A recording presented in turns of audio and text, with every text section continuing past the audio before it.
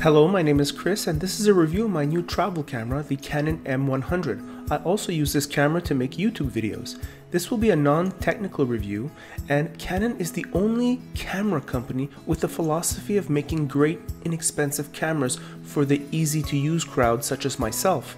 At $499 Canadian plus sales tax, it is a reasonable price with a better sensor and higher-end autofocusing system than the previous M10. I love that Canon makes this camera in more than one color, and this white looks good. Nice. This is an interchangeable lens system and comes with a general purpose zoom lens. The way you interface with the camera is very similar to a smartphone. The M100 has a large touchscreen. In automatic mode, it takes nice pictures.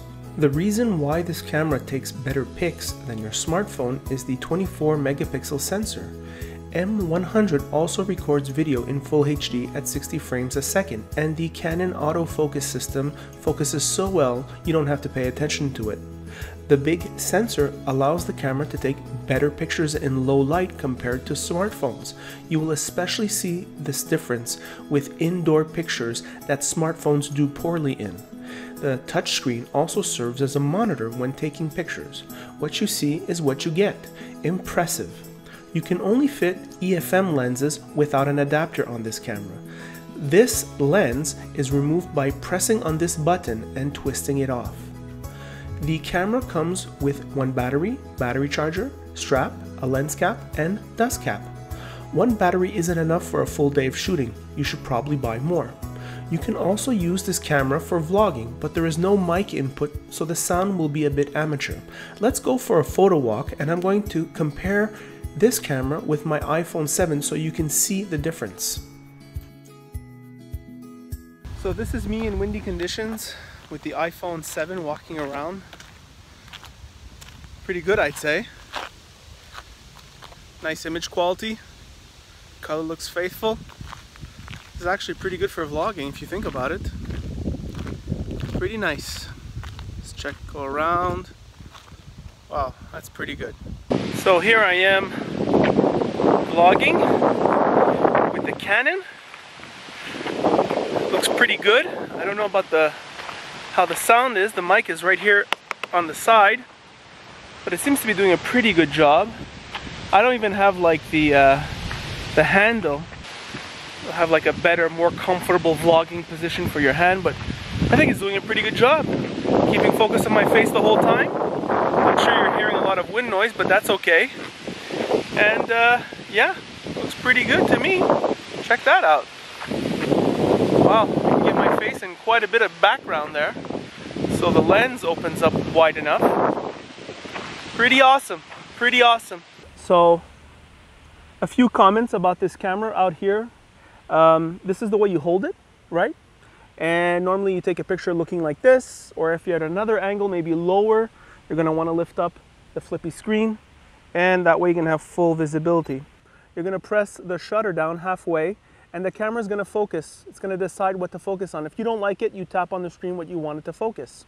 And once you're ready to take the picture, you depress the shutter button fully, and you'll hear like a little clicking sound like this. That means the shot was taken. An important thing to note, this is not waterproof. A quick tip is that when you're taking pictures of landscapes, for example, maybe you should zoom out, right? It sounds obvious, but you should zoom out. So you're like this. Also, when you're taking pictures of little individual things, like let's say a person or a flower or a particular statue perhaps, you're gonna wanna zoom in as much as possible and perhaps take a few steps back. It'll give a different perspective. Instead of just seeing the nose and the cheeks, you're gonna see the face more like you would your eyes would see it. That's kind of what I did with the camera now. It's approximately zoomed in like this camera would be, and what you're seeing is a more natural perspective. One of the things I really like about this camera is its smallness and its ease of use and portability. I like the nice build, and you can wear it on your neck without the camera drawing attention to itself, or it's not heavy around the neck. So you can just wear it. You can wear it a couple of different ways actually. You can actually wear it like this, you know, and just walk around. And then when you're ready to take a shot, you You just go like this and you're ready to go. You know what I mean? It's that type of ease of use and lightness that I like.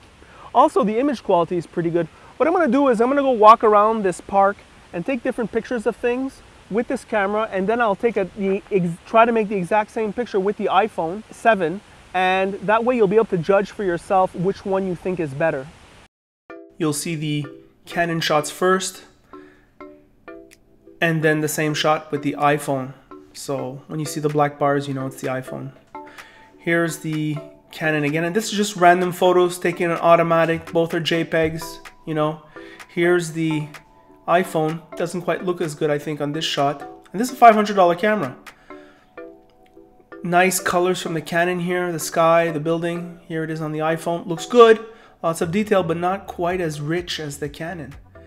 Here's the Canon again. It does good landscape shots, but so does the iPhone here in this case. I think it's pretty good.